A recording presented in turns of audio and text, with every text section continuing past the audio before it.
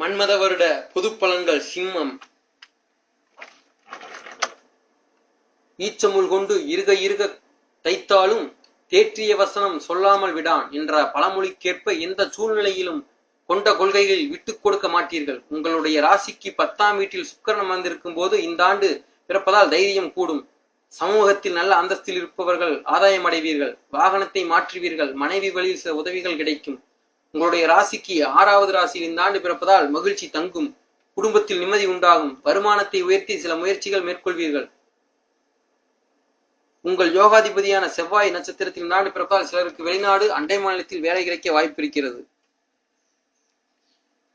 வைகாசி, ஆனி, தை, பங்குனி மாதங்களில் எதிலும் உங்கள் கை ஓங்கும்.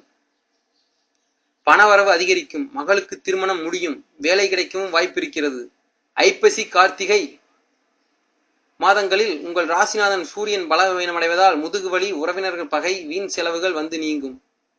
உங்களுடைய ராசிக்கு பிரபல யோகாதிபதியாக விளங்கும் செவ்வாய் பகவான் ஆட்சி பெற்று அமர்ந்திருக்கும் போது இந்த புத்தாண்டு பிறப்பதால் பிரச்சனைகளை சமாளிக்கும் சக்தி கிடைக்கும். பிரபலங்கள் அறிமுகம் ஆவார்கள். மன இறுக்கங்களிலிருந்து மீள்வீர்கள். சகோதர வகையில் உதவிகள் கிடைக்கும். பாகப்பிரிவினைகள் நல்ல விதத்தில் முடிவடையும். சொத்து சம்பந்தப்பட்ட வழக்கில் தீர்ப்பு கிடைக்கும். வீடு மனை வாங்குவீர்கள். வீடு கட்டுவதற்கு வங்கி கடன் உதவியும் கிடைக்கும்.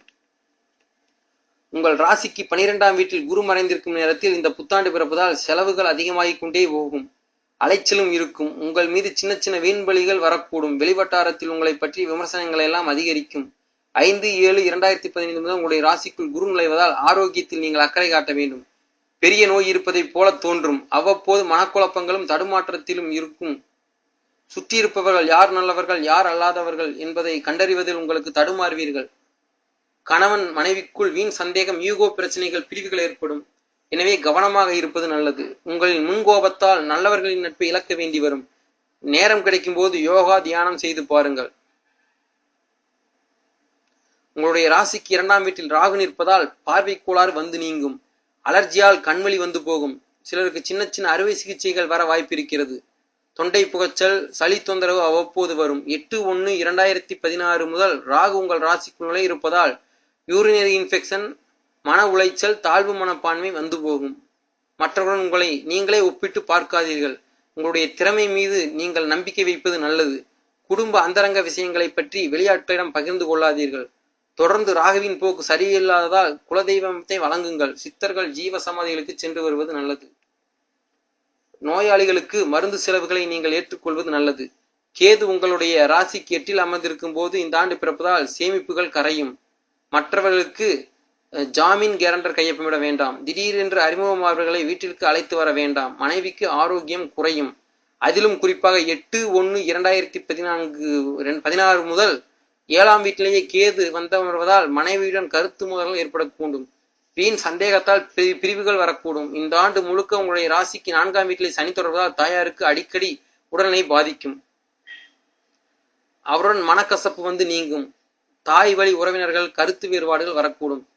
வாகனத்தை வேகமாக இயக்காதீர்கள். டிரைவிங் லைசன்ஸ், பாஸ்போர்ட் இவையெல்லாம் புதுப்பிக்க தவறாதீர்கள். அரசுக்கு செலுத்த வேண்டிய வரிகளை உடனுக்குடன் செலுத்துவது நல்லது. சில நேரங்களில் அரசுக்கு அபராதம் செலுத்த வேண்டிய சூழ்நிலையும் வரும். வழக்கு விவகாரங்களில் அடிக்கடி வழக்கறிஞர்களை மாற்ற வேண்டாம். புறநகர் பகுதியில் இடம் வாங்கி வைத்திருப்பவர்கள் அவ்வப்போது உங்களுடைய இடத்தை கண்காணித்து வருவது நல்லது. சிலர் உங்களுடைய இடத்தை ஆக்கிரமிக்கவும் வாய்ப்பிருக்கிறது. வியாபாரிகளை இந்த வருடத்தில் உங்களுடைய ஓரளவுதான் லாபம் வரும். பெரிய முதலீடுகள் எல்லாம் வேண்டாம். உங்களுடைய ராசிக்கு 6வது ராசியில் இந்த புத்தாண்டு பிறப்பதால் வியாபாரத்தில் புதிய தொடர்புகள் கிடைக்கும். அண்டை மாநிலத்தில் வெளிநாட்டில் இருப்பவர்கள் ஆதரவால் வியாபாரத்தை விரிவுபடுத்துவீர்கள். ஆனால் உங்களுடைய முதலீடுகள் குறைவாக இருப்பது நல்லது. பிளாஸ்டிக், கெமிக்கல், மருந்து கட்டுமான பொருட்கள் லாபம் வரும். முடிந்த வரை கூட்டுத் தொழிலை தவிர்ப்பது நல்லது. வைகாசி, ஆனி மாதங்களில் லாபம் அதிகரிக்கும். தள்ளிப்போன ஒப்பந்தங்கள் கையெழுத்தாகும். வேலையாட்களிடம் கராராக நடந்து கொள்ள வேண்டாம். வாடிக்கையாளர்கள் வரை சுமாராக இருக்கும். உத்தியோகஸ்தர்கள் வேலை சுமை இருக்கும். சக ஊழியர்களுடன் மோதல்கள் வரும். ஆனால் உயரதிகாரிகள் உங்களுக்கு ஆதரவாக பேசுவார்கள். உத்தியோகஸ்தானத்தை சனி பார்த்து கொண்டிருப்பதால் விமர்சனங்களுக்குள்ளாவீர்கள். விரும்பத்தகாத இடமாற்றங்கள் இருக்கும். உங்களை விட அனுபவத்தில் குறைவான, கல்வி தகுதியில் குறைவானவர்கள் எல்லாம் நீங்கள் வளைந்து கொடுத்து போக வேண்டிய சூழ்நிலை உருவாகும். சிலருக்கு அயல் நாட்டில் வேலை கிடைக்கும். தை, பங்குனி மாதங்களில் புது வேலை கிடைக்க வாய்ப்புள்ளது. கன்னிப்பெண்களே, பெற்றோரின் ஆலோசனையை ஏற்றுக்கொள்ளும் புதிய நண்பர்களிடம் கவனமாக இருங்கள். பழைய நண்பர்களை புறக்கணிக்க வேண்டாம். உயர்கல்வியில் சேமிக்கும் போது உங்களுக்கு ஏற்ற சரியான பிரிவை தேர்ந்தெடுப்பது நல்லது. கல்யாண விஷயத்தை பெற்றோரிடம் விட்டுவிடுங்கள். ஆரோக்கியத்தில் அக்கறை காட்டுவது நல்லது. சின்ன சின்ன உடற்பயிற்சிகளை கொள்ளுங்கள். வருடத்தின் முற்பகுதியில் வேலை கிடைக்கும். மாணவ மாணவிகளே, ராகு சனியின் போக்கை சரியில்லாதால் விளையாட்டு தளத்தை குறைத்துக் கொண்டு படிப்பில் கூடுதல் கவனம் செலுத்துங்கள். டிவி பார்க்கும் நேரத்தை குறைப்பது நல்லது. கூடா பழக்க வழக்கங்களுடன் நண்பர்களுடன் சிக்கிக் கொள்ளாதீர்கள். வகுப்பறையில் அரட்டை பேச்சை தவிர்த்துவிட்டு பாடத்தில் கவனம் செலுத்துங்கள். விடைகளை எழுதி பாருங்கள்.